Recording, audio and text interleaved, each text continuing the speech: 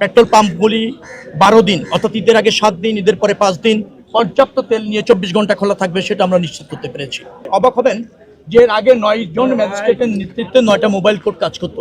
এবার আমরা আরো 15 জন ম্যাজিস্ট্রেটকে এনে প্রায় 24টি মোবাইল কোর্ট পরিচালনা করছি।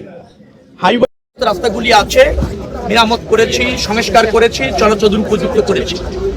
আমার মনে হয় যে মিনিমাম দুটি লেন, কোনো জায়গায় 4 লেন কার্যকর থাকবে।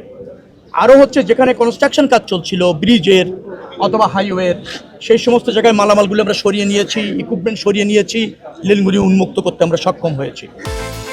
বিকাশ পেমেন্টে 10,000 টাকার বেশি অফার, শপিং চলছে তো। পেট্রোল পাম্পগুলি 12 দিন অর্থাৎ ঈদের আগে 7 দিন, ঈদের পরে 5 দিন পর্যাপ্ত তেল নিয়ে 24 ঘন্টা খোলা থাকবে, সেটা আমরা নিশ্চিত করতে পেরেছি। তো এভাবে আমাদের সব শক্তি আমরা প্রয়োগ করতে চাচ্ছি, সব সম্ভাবনাকে কাজে লাগাতে চাচ্ছি। বিশেষ করে হাইওয়ে পুলিশ, স্থানীয় পুলিশ মানে জেলা পুলিশ, যে জেলার উপর দিয়ে যাচ্ছে, মহানগর মেট্রোপলিটন পুলিশ, জেলা প্রশাসক, টিএনও, সবাই এ ব্যাপারে সজাগ আছে, যাতে যাত্রীদের কোনো বিড়ম্বনার শিকার হতে না হয় এবং তারা যাতে কোনো দুর্ভোগের মধ্যে না পড়ে যায়। আবার কোনো জায়গায়, বিশেষ করে যমুনা টোলের ওখানে আমি সেতু বিভাগের সাথে কথা বললাম, ওরা পর্যাপ্ত পানি, খেজুর ইফতারের টাইমে বা ইফতার সামগ্রী রেখেছে, যাতে প্রতিদিনই কয়েক হাজার লোক তারা ইফতার বিতরণ করতে পারে পরিস্থিতির কারণে, সে ব্যবস্থাপনা আমরা রেখেছি।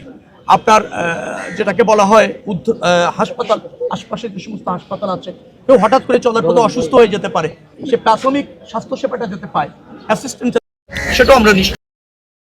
একটা ভালো ঈদযাত্রা মানুষ স্বস্তিতে আরামদায়কভাবে এবার অন্তত উদযাপন করতে সক্ষম হবে, এটা আমাদের প্রধানমন্ত্রীর অঙ্গীকার। তিনি এটা সার্বক্ষণিকভাবে জানতে চাচ্ছেন, দিক নির্দেশনা দিচ্ছেন।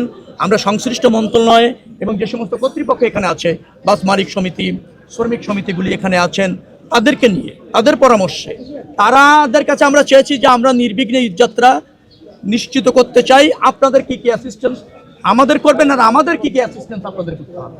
তারা যেগুলি আমাদেরকে পরামর্শ দিয়েছে আমরা সর্বাত্মকভাবে আমলে নিচ্ছি, আমাদেরকেও তারা সহযোগিতা করছে। আশা করছি সবাই মিলে একটা ভালো ঈদযাত্রা মানুষকে উপহার দিতে পারবো বলে আমার বিশ্বাস।